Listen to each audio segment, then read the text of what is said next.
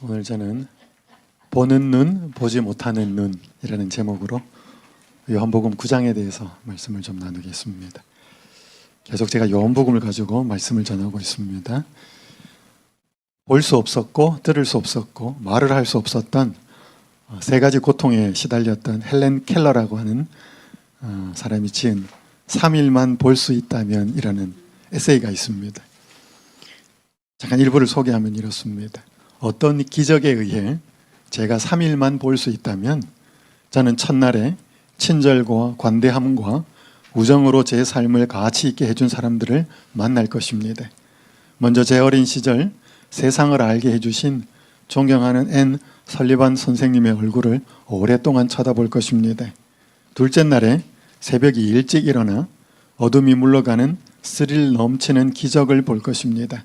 잠자는 지구를 깨우는 태양빛의 장엄한 파노라마를 경외심으로 바라볼 것입니다.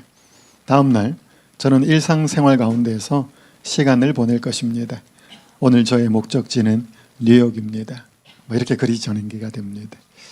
1933년에 헬렌 켈러가 쓴 글인데요. 이때가 미국이 경제공황 때였습니다. 그래서 많이 힘들 때 미국 국민들에게 큰 위로를 준 글이었습니다. 이 리더스 다이제스트가 뽑은 이 3일만 볼 수 있다는 이 글이 20세기 최고의 에세이로 뽑혔습니다. 볼 수 없었고 들을 수 없었고 말을 할 수 없었던 한 여인, 얼마나 보고 싶고 얼마나 말하고 싶고 그랬겠습니까? 우리 말에 이런 말이 있지요. 몸이 1000냥이면 눈은 900냥. 그만큼 뭐 하다는 거예요? 눈이 꼭 필요하다. 사람의 신체에서 필요하지 않는 부분은 없습니다. 하나님이 그렇지 않으면 만들지를 않았기 때문에. 근데 육적인 눈도 있지만 영적인 눈도 있습니다. 물리적인 눈으로 보는 눈도 있지만 마음으로 보는 것도 있거든요. 오늘 저는 요한복음 9장에 있는 말씀을 좀 살펴보겠습니다. 예수께서 길을 가실 때에 날 때부터 맹인된 사람을 보신지라. 제자들이 물어 이르되 랍비여, 이 사람이 맹인으로 난 것이 누구의 죄로 인함이니까? 자기니까? 그의 부모니까? 예수께서 대답하시되 이 사람이나 그 부모의 죄로 인한 것이 아니라 그에게서 하나님이 하시는 일을 나타내고자 하심이라. 때가 아직 낮음에 나를 보내신 이의 일을 우리가 하여야 하리라. 밤이 오리니 그때는 아무도 일할 수 없느니라. 내가 세상에 있는 동안에는 세상의 빛이로라. 이 말씀을 하시고 땅에 침을 뱉어 진흙을 이겨 그의 눈에 바르시고 이르시되 실로암 못에 가서 씻으라 하시니 실로암은 번역하면 보냄을 받았다는 뜻이라. 이에 가서 씻고 밝은 눈으로 왔더라. 좀 건너뜁니다. 이 요한복음 9장은 굉장히 깁니다. 41절까지 되어 있는데 35절부터 봅니다. 예수께서 그들이 그 사람을 쫓아냈다 하는 말을 들으셨더니 그를 만나사 이르시되 내가 인자를 믿느냐? 대답하여 이르되 주여 그가 누구시오니이까? 내가 믿고자 하나이다. 예수께서 이르시되 내가 그를 보았거니와 지금 너와 말하는 자가 그이니라. 이르되 주여 내가 믿나이다 하고 절하는지라. 여러분, 요한복음 20장 30절과 31절에 보면 요한이 이 복음서를 왜 기록했는지가 나와 있습니다. 많은 기적과 예수님의 행하심이 기록된 이것을 내가 기록하는 것은 예수님이 하나님의 아들 그리스도이심을 알게 하여서 그분을 믿고 생명을 얻게 하려 함이니라. 그게 요한복음 20장 30절 31절 말씀이. 그러니까 요한복음 전체를 계속 흐르고 있는 것은 예수님이 자기가 하나님의 아들 그리스도라는 사실을 나타냅니다. 니고데모에게는 어떻게 나타내고 사마리아 여인에게는 어떻게 나타내고 38년 된 병자에게는 어떻게 나타내고 빵으로 사람들을 먹이면서 어떻게 자신을 드러내고. 요한복음 9장은 예수님이 날 때부터 볼 수 없었던 한 사람을 만납니다. 옛날 성경에는 소경이라고 되어 있고 지금 개역 개정판에는 맹인이라고 되어 있고 요즘 또 이렇게 쓰지는 않죠. 볼 수 없는 분들은 시각장애인이라는 말을 씁니다. 제자들이 묻습니다. 이 사람이 볼 수 없었던 것이 누구의 죄 때문입니까? 자기 죄 때문입니까? 부모 죄 때문입니까? 여러분 유대 당시에 많은 사람들이 아프거나 병이 들거나 못 살거나 큰 사고를 겪거나 그러면 대부분 이게 뭐 때문이다? 죄 때문이다. 요즘 사람도 그렇게 생각해요. 일반 개신교회 다니는 사람들은 큰 어려움을 겪으면 하나님이 뭐 하셨다? 치셨다. 이런 표현들을 씁니다. 그 부분을 좀 살펴보려면 시간이 없고요. 예수님이 그의 눈을 고쳐주셨습니다. 좀 특이하게 고쳐줍니다. 그냥 평소에 하는 말처럼 하지 않고 땅에다 뭘 뱉어요? 침을 뱉어서 진흙을 뭐 해요? 이겨가지고 또 눈에 뭐 해요? 발라요. 그리고 실로암 못에 가서 씻으라 그래요. 굉장히 복잡한 절차를 이야기해요. 여러분 이거 너무 깊게 생각하지 마셔요.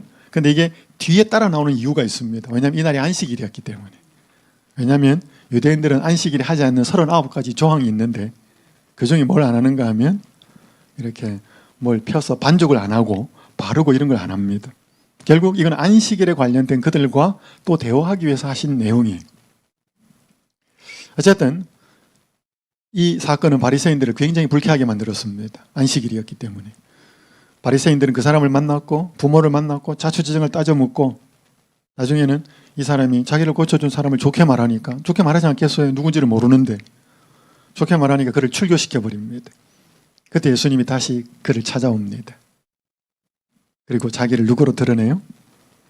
그리스도로 드러냅니다. 마치 수가의 여인에게 말한 것처럼 내가 그로라.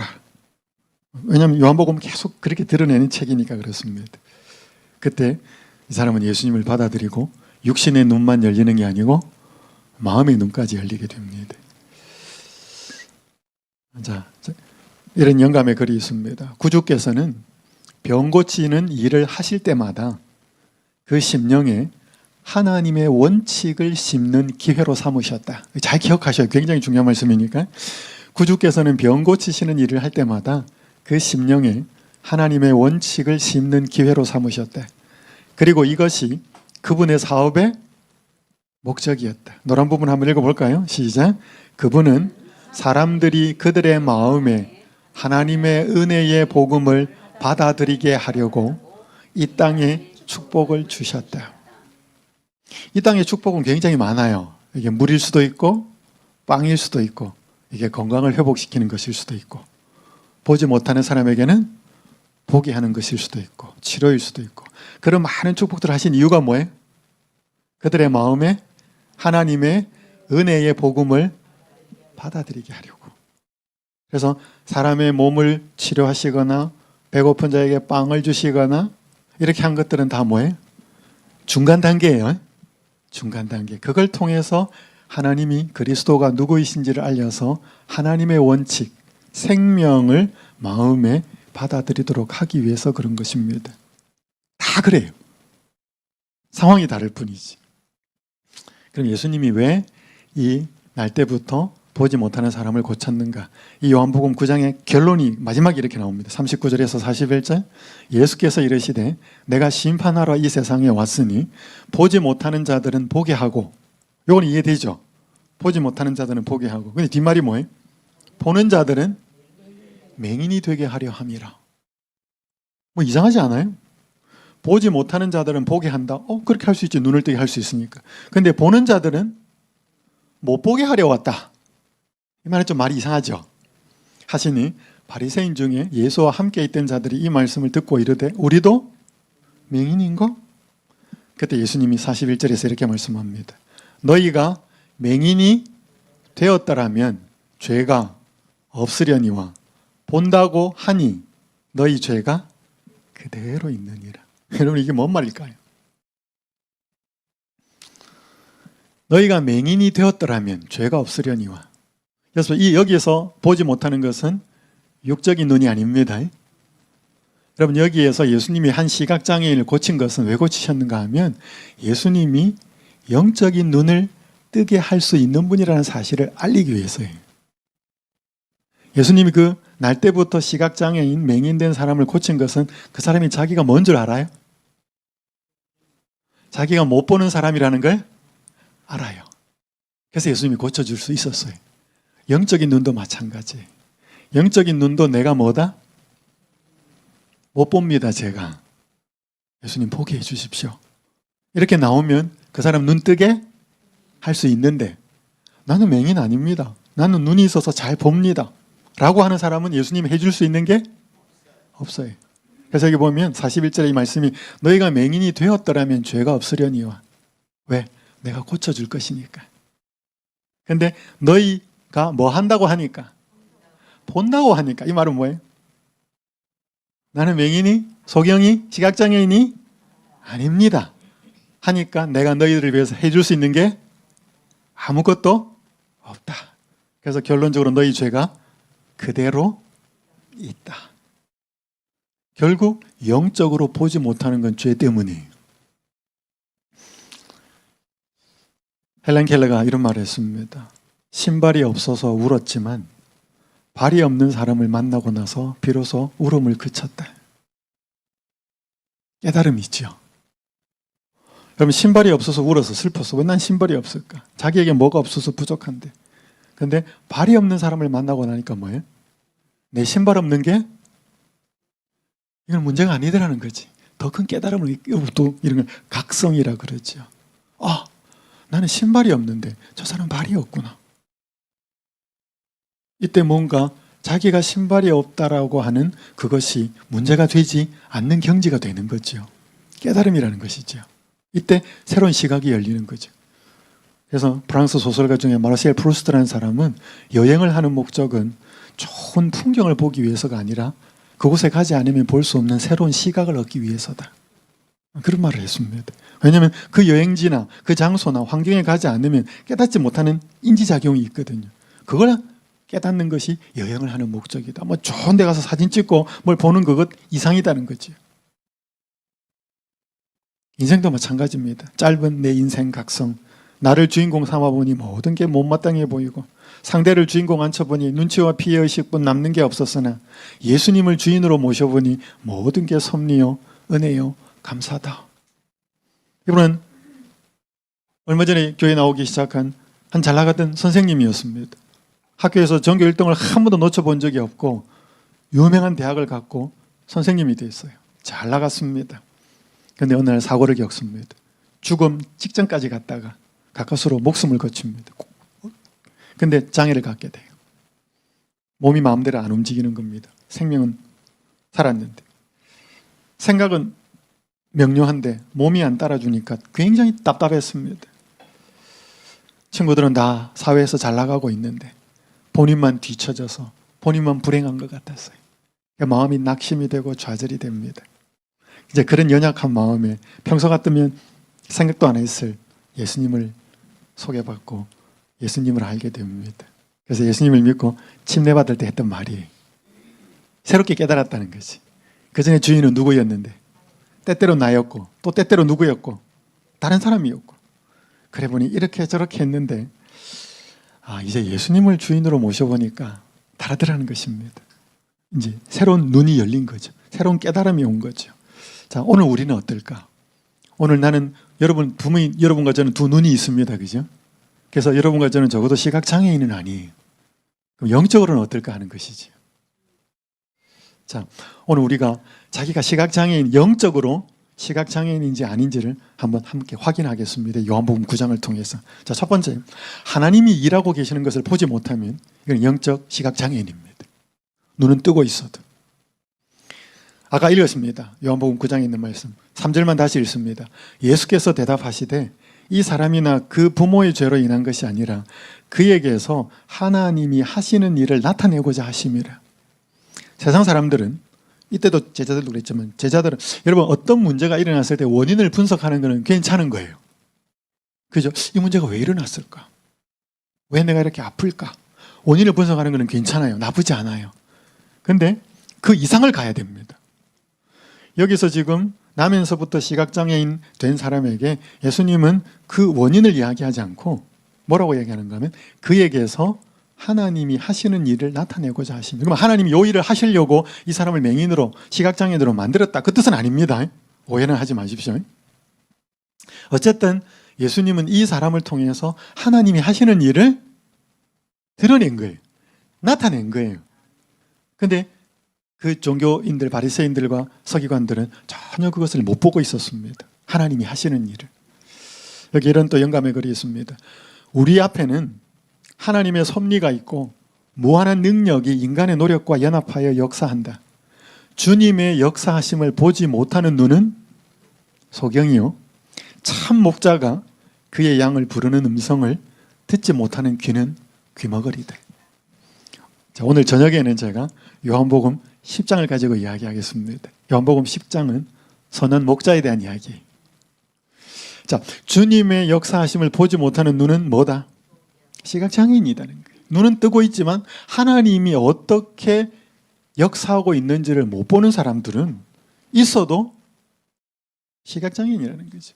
주님이 부르는 소리를 못 듣고 살아가면 귀가 있어도 귀머거리다는 거지. 윌리엄 스티저라고 하는 사람이 이런 시를 썼어요. 나는 하나님이 세상을 세탁하고 계심을 보았다. 어젯밤에 나는 하나님이 하늘에서 부드러운 비를 내려 세상을 세탁하고 계심을 보았다. 그리고 아침이 왔을 때 세상을 햇볕에 내걸어 말리고 계시는 것을 보았다. 참 시인은 멋지게 표현해요, 그죠? 세상을 말리고 있는 겁니다. 햇빛이.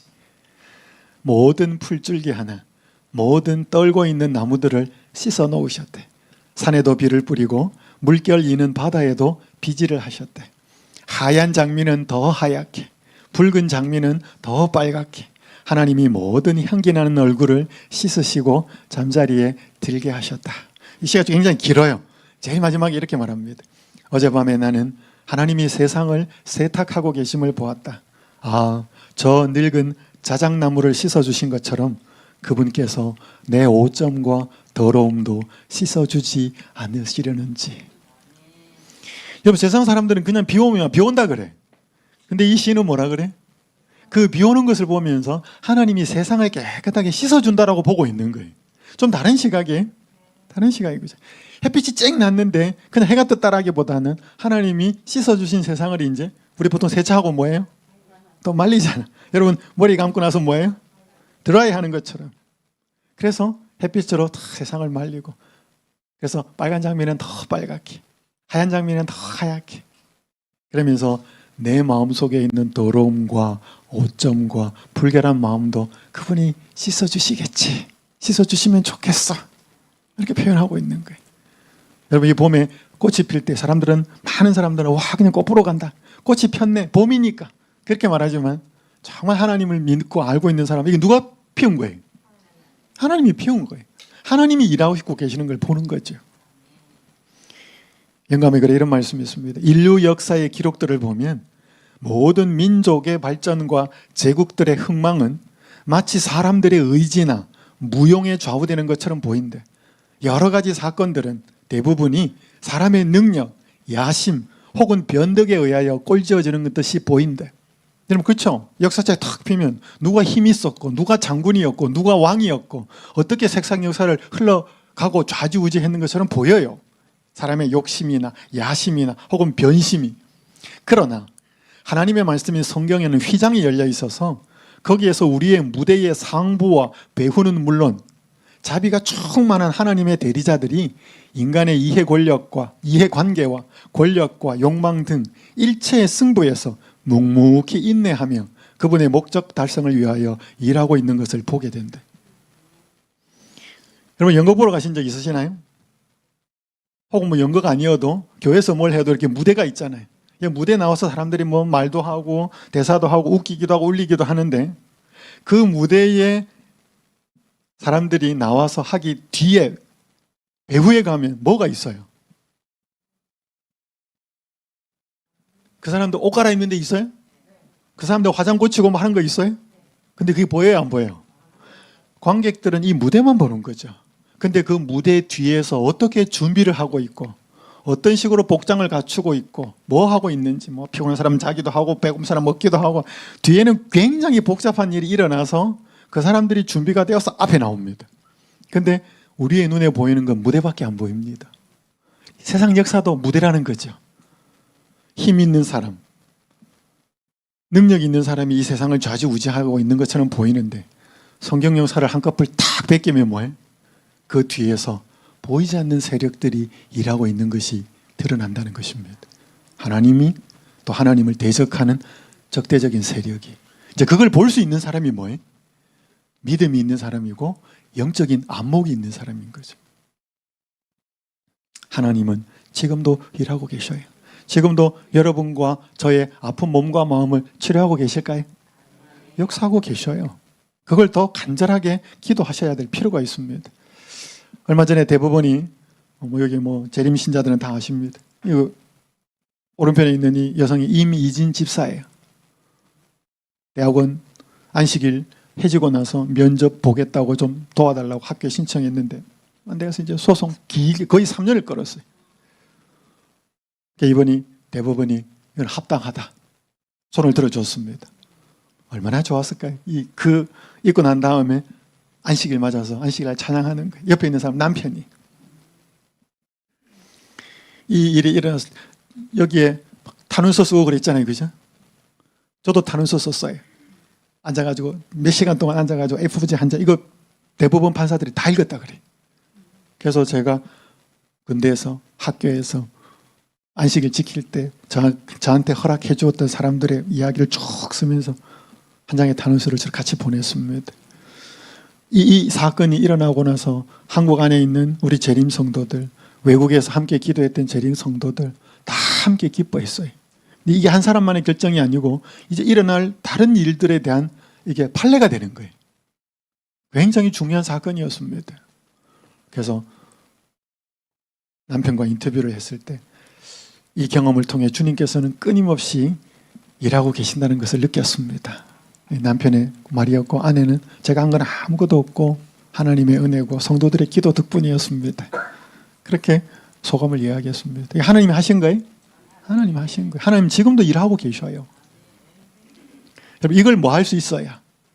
이걸 보고 깨달을 수 있어야 영적인 맹인이 아니라는 것입니다. 시각장애인이 아니라는 것이. 자, 두 번째, 사람이 구원을 받아야 할 영혼으로 보이지 않으면 영적 시각장애인이.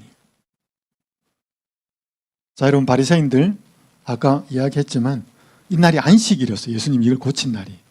그런데 평소에대로 말로만 했어도 분명히 바리새인들은 시비를 걸었을 거예요. 왜냐하면 비슷한 사건이 요한복음 5장에 나오거든.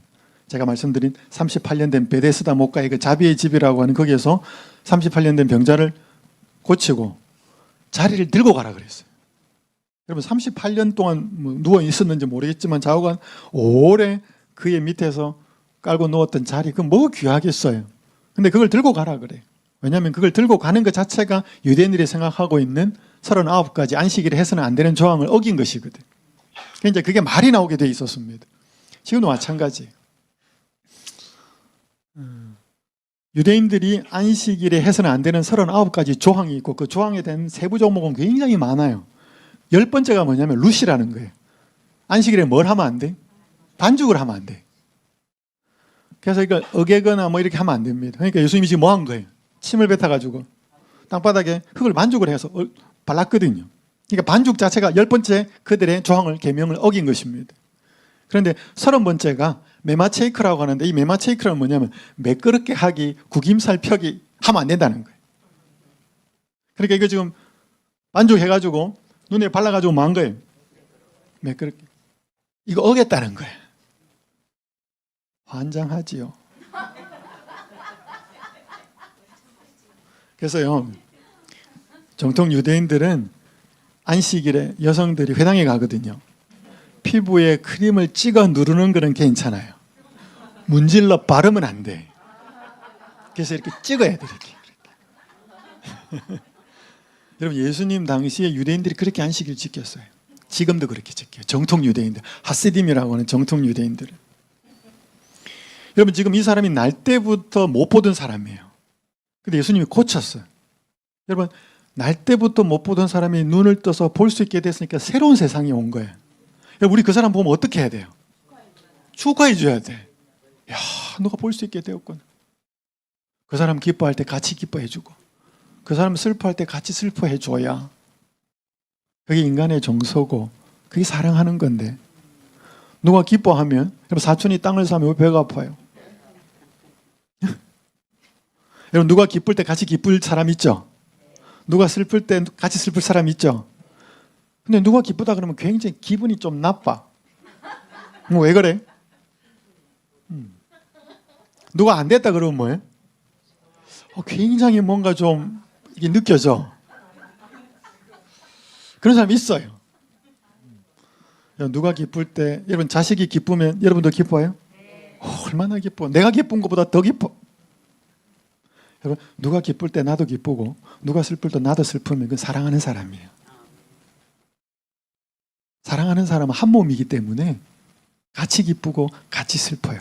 근데 누가 잘 되는데 괜히 심술이 나. 뭐 하지 않는 사람이에요. 사랑하지 않는 사람이에요. 그래서 예수님이 내가 너희를 사랑한 것처럼 너희도 서로 사랑하라. 사랑하라는 말은 하나 되라는 말하고 같은 거예요. 하나 되면 그 사람 아프면 나도 아프고 그 사람 기쁘면 슬프면 나도 슬프고 하나 되라, 사랑하라.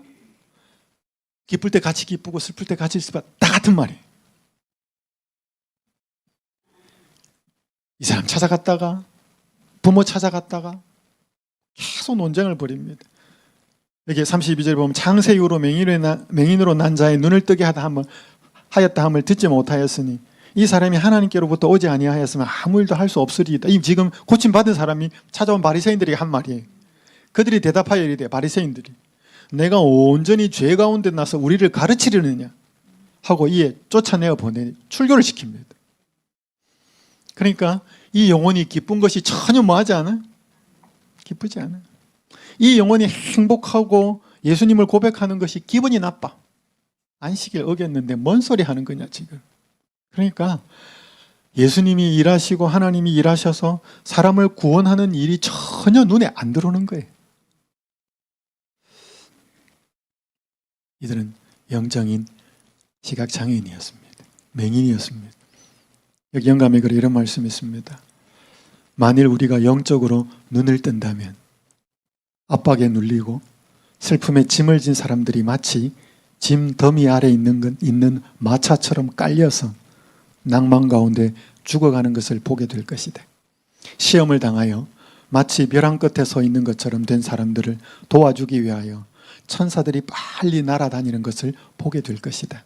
하늘의 천사들은 이들 영혼들을 포위하고 있는 악의 군대를 물리치고 그 영혼들을 인도하여 확실한 기초 위에 발을 디디도록 해준다. 이 두 군대 사이에서 벌어지고 있는 싸움은 세상의 군대들이 싸우는 것처럼 실제적이며 그 영적 투쟁의 결과에 영원한 운명이 달려있다. 여러분 여기 뭐 혹시 전쟁터의 상황을 경험하신 분이 있을지 모르겠지만 저는 그런 사람은 아니에요. 근데 보통 영화나 드라마 보면 전쟁 장면이 있잖아요. 총도 쏘고 대포도 날아가고 하는데 여러분 그런 실질적인 전쟁 장면이 영적으로도 그렇다는 거예요. 하나님의 군대와 사탄의 군대가 영혼을 사람의 마음을 점령하기 위해서 실질적으로 싸우고 있다는 거예요. 그래서 우리가 영적으로 눈을 뜨면 뭐예요? 그게 보인다는 거예요. 그러니까 한 영혼이 지금 여기에서 몸이 아프다, 실망한다, 절망한다 그것만 보이는 게 아니고 그 영혼을 살리기 위해서 그 영혼을 영원한 멸망으로 몰아가기 위해서 실질적으로 두 군대가 싸우고 있는 것이 어떤 사람은 짐에 눌려가지고 뭐예요? 완전히 깔려가지고 죽어가고 있는 모습. 근데 우리 눈에는 안 보이죠. 왜? 그게 다 마음의 짐이니까. 그럼 오늘 사람들 보면 우리가 뭐가 보여요? 돈 많다, 예쁘다, 잘생겼다, 직업은 뭐네. 우리는 사람의 그런 것만 보이는 거예요. 그 마음에 무슨 부담을 지고 있는지, 무슨 고민이 있는지. 왜? 우리는 못 보니까. 근데 한 사람 한 사람이 얼마나 구원받아야 될 영혼인지 그게 깨달아지고 보여야 그 사람이 영적으로 눈이 열린 사람이라는 거지. 근데 우리는 그걸 잘 못 봐요. 한 시각장애인이 이렇게 간증을 합니다. 저는 3대째 재림교인이지만 제가 이렇게 전도에 열심을 내게 된 것은 사실 시력을 잃고 난 후입니다. 2010년에 녹내장이 시작됐는데 대수롭게 여기지 않았다가 치료 시기를 놓치고 말았습니다. 지금 왼쪽 눈은 전혀 안 보이고 오른쪽 눈에 시력이 조금 남아 있습니다. 시각장애인 2급과 3급의 경계에 있습니다. 전도지를 돌리러 나가면 집에 사람이 없는 경우가 많습니다. 우체통이 없는 집은 그 안으로 들어가야 하는데 검은색 선글라스에 지팡이를 짚고 더듬거리며 집 안으로 들어가면 혹시 집안에 사람이 있더라도 제 모습을 보고 도둑으로 생각하지는 않을 테니 저는 제가 시력을 잃게 된 것도 하나님이 주신 복이라고 생각합니다. 시력을 잃기 전까지는 하나님의 일보다는 제 개인 사업하느라 바빴습니다. 그런데 시력을 잃고 나니 운전도 할 수 없었고 다른 어떤 일도 할 수 없게 됐습니다. 오로지 전도하는 일에만 전념할 수 있게 된 것이죠. 또한 전에는 눈으로 보기 때문에 범죄하는 일이 많았습니다. 그러나 시력을 잃고 나니 죄의 유혹이 많이 사라지는 걸 느꼈습니다. 그래서 하나님께 감사드립니다. 이분은 시력을 잃어버렸어요. 완전히 잃은 것은 아니지만. 그런데 이 시력, 여러분 이렇게 하면 원망하고 불평하고 할 일 얼마나 많겠어요. 근데 이분이 그렇게 하면서 뭐 하기 시작하는가 하면 씨 뿌리기 전도단에 가입해가지고 씨 뿌리기 전도하고 다니는 거예요. 시각이 이러니까 선글라스 끼고 지팡이 짚어가면서 전도주 주고. 근데 남의 집 쑥 들어가면 싫어하니까. 근데 시각장애인이니까 도둑은 아니고.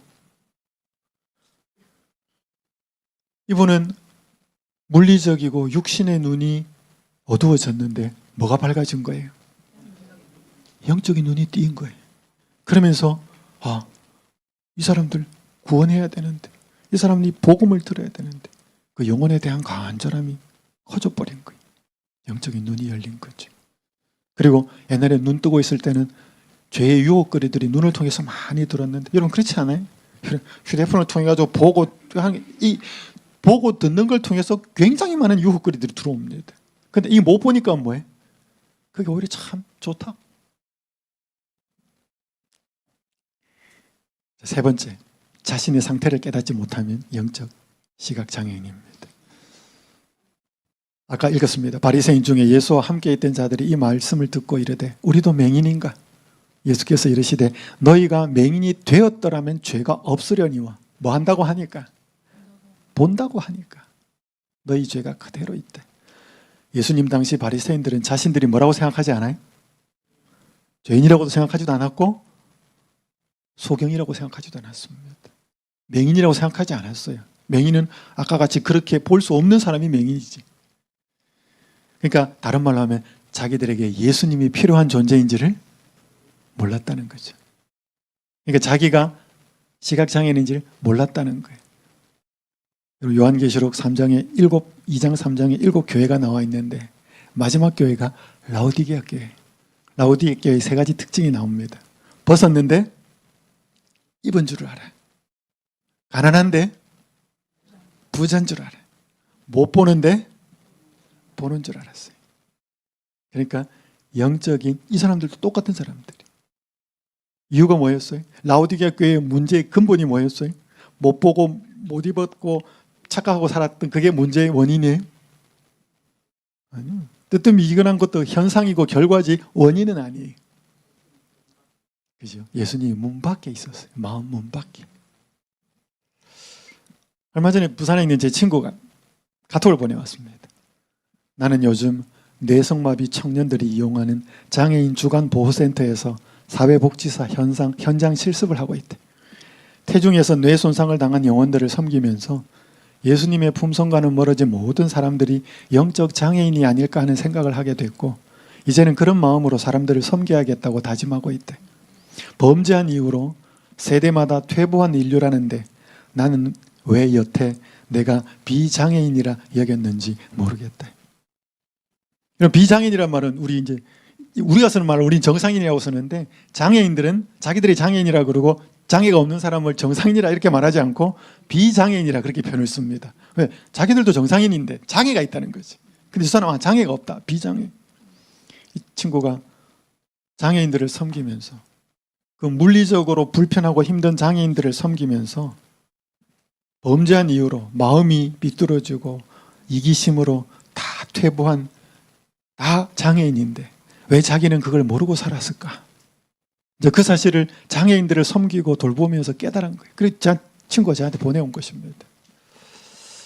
눈이 중요합니다. 영적인 시각이 중요합니다.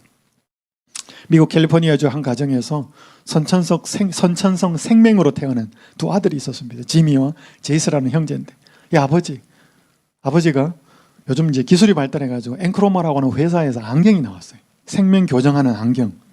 그래서 두 아들을 바깥으로 데리고 나와가지고 알록달록한 풍선을 보여주고 저런 천을 보여주면서 보라 그래. 그러니까 아들이 처음에는 눈으로는 자기를 못 봐요. 색깔을 구별을 못하니까, 컬러를 못 보니까. 근데 저 안경이 엔크로마에서 나온 시각 맹인이 죄송합니다. 생명을 교정하는 안경이에요. 그게 보니까 색깔이 보이는 거예요. 처음으로 색깔을 본 거예요. 그게 우는 장면이에요.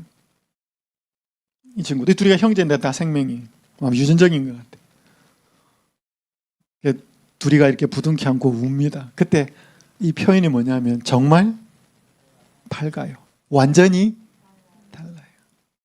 그러니까 자기 눈으로 본 거랑, 그러니까 이러면 생명은 뭐 여러 가지 종류가 있지만 거의 다 흑백이거든요. 근데 엔크로마라고 하는 특별한 안경을 아버지가 이제 이게 회사에서 이게 최근에 나온 거예요. 그래서 아버지가 아들들을 위해서 사온 거예요. 그걸 끼고 세상을 처음 본 거예요. 컬러풀하다는, 색깔이 있다는 걸 처음 본 거예요. 그래서 정말 밝고 완전히 다르다라고 하는, 울면서 이제 감동해서 고백하는 말이에요. 여러분, 이런 세상 있어요? 이게 없는 세상이에요? 원래 존재하는 세상이에요? 원래 존재하는 세상인데 이 친구들의 눈에 문제가 있어서 이걸 못 본 것뿐이에요. 근데 이 안경은 그걸 보도록 도와준 거죠. 이 영적인 세상도 마찬가지. 존재하고 있어요. 하나님이 일하시고 사탄이 그걸 방해하는 세상이 있어요. 근데 우리는 그걸 마치 없는 것처럼 그저 세상은 돈 벌고 잘 먹고 잘 사는 그것이 전부인 줄 아는 우리에게 예수님이 땅에 오신 거지요. 자신에 대한 진정한 상태를 알 수 있는 유일한 방법은, 빨간 글자 같이 한번 읽겠습니다. 자신에 대한, 시작. 자신에 대한 진정한 상태를 알 수 있는 유일한 방법은 그리스도를 쳐다보는 것이다. 사람들이 자기의 의를 그처럼 높이는 까닭은 그리스도를 알지 못하기 때문이다. 여러분, 우리 외모와 물리적인 외형의 상태를 알 수 있는 건 어디 앞에 서야 돼요? 물리적인 외형, 거울 앞에 서야 되잖아요. 뭐가 묻었고 머리 스타일이 어떻고 어때? 물론 우리가 자기 눈으로 봐도 되죠. 그럼 거울을 보면 전체를 볼 수 있는 것처럼 오늘 우리는 우리 자신의 상태를 잘 몰라요. 그래서 우리 상태를 보여주는데 자꾸 서야 돼요.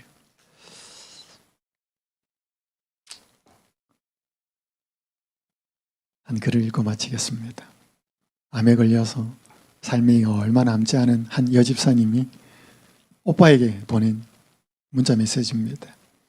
내가 청년의 때부터 했던 영적 고민의 답을 비로소 40세에 성령님의 도우심으로 말씀을 정독하게 되면서 회개와 거듭남이 무엇인지 경험으로 알게 되었어요.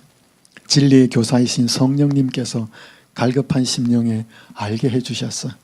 진리이신 예수님 인격적으로 만나게 되면서 나의 삶은 태어나서 처음으로 맛보는 평안과 행복을 경험하게 해주셨고 매일 영생의 소망 가운데 살게 해주셨어. 자라나는 과정 속에서 실수하고 실패도 많이 했지만 결국 고난 속에서 회개하게 하셔서 돌이키게 하신 하나님께 감사드려. 부활의 소망 가운데 매일 매순간 살게 하시니 감사할 따름이야. 재림의 날이 예수님 만나는 날이니까 좋아. 예수님 돌아가셨어요. 오빠가 설교 때, 오빠가 목사예요. 오빠가 자기 여동생 이야기를 하면서 이야기를 했어요. 얼마나 감동적이었는지 몰라요. 그럼 사람이 병에 걸려서 그렇게 시시각각 고통을 당하면서 힘든 상황 속에 어떻게 이런 행복과 평안을 경험하고 맛보고 고백할 수 있어요? 육신의 몸은 쇠퇴해 가는데 마음은 날로 날로 새로워지는 거지. 이 눈은 쇠퇴해 가는데 영적인 눈은 떠여지는 거죠. 여러분, 예수님이 요한복음 9장에서 날 때부터 시각장애인을 고친 것은 그 사람이 자기가 시각장애인인지를 알았기 때문이에요. 여러분, 오늘 문제는 내가 영적인 시각장애인이라는 게 문제가 아니고 영적인 시각장애인을 모르고 산다는 게 문제예요. 그게 더 큰 문제예요. 우리가 영적으로 볼 수 없는 시각장애인이라는 사실을 깨닫고 예수님 앞에 나와서 고쳐주십시오. 주여 보기를 원하나이다 라고 말하면 그분은 고쳐줄 수 있다는 거죠. 그분이 하나님이시고 그분이 그리스도시기 때문에. 오늘 이 시간 또 하나님께서 축복해 주셔서 우리의 마음의 눈을 밝히시고 우리의 영적인 눈을 깨게 하셔서 예수님이 지금도 일하고 계시고 내 몸을 치료하고 계시고 사람들이 사랑의 대상이고 그 사람이 어떻게 살아왔든지 상관없이 그 사람이 한 영혼으로 구원받아야 될 사랑의 대상이고 내 마음속에 끊임없이 이기심과 죄가 올라오는 내 상태가 그리스도가 필요한 존재인 것을 끊임없이 인식하고 살아서 오늘 하나님의 몸과 마음의 치료를 경험하는 축복된 한 날이 되시기를 바라면서 말씀을 마치겠습니다. 기도하겠습니다. 하늘에 계신 아버지 하나님, 남에서부터 볼 수 없었던 한 사람을 고치심으로 우리의 마음의 눈, 영적인 눈을 예수님께서 뜨게 해주기 위해서 애쓰고 계신다는 사실을 깨닫게 해주셔서 감사합니다. 오 아버지 하나님, 우리는 육신의 눈으로 세상의 사물들을 잘 보고 삽니다. 문제가 없었습니다. 그런데 마음의 눈은 어떠했는지 돌아보게 하여 주시옵소서. 영적인 눈은 어떠하였는지 생각하게 하여 주시옵소서. 오늘도 예수님이 꽃을 피우고 식물을 자라게 하듯이 세상 만물을 붙드시고 우리의 몸도 붙들고 계심을 인하여 감사합니다. 여기 계신 모든 환우들의 몸을 하나님께서 오늘도 치유하는 능력을 베풀어 주셔서 어제보다 더 한 단계 회복을 경험하는 축복된 날이 되게 하여 주시옵소서. 뿐만 아니라 그렇게 일하시는 하나님을 깨닫고 하나님이 어떤 분이신지를 알아서 마음의 눈, 영적인 눈까지도 회복되어서 우리의 심령이 소생되는 축복의 날이 되도록 인도하여 주시옵소서. 예수님의 이름으로 간절히 기도하옵나이다. 아멘.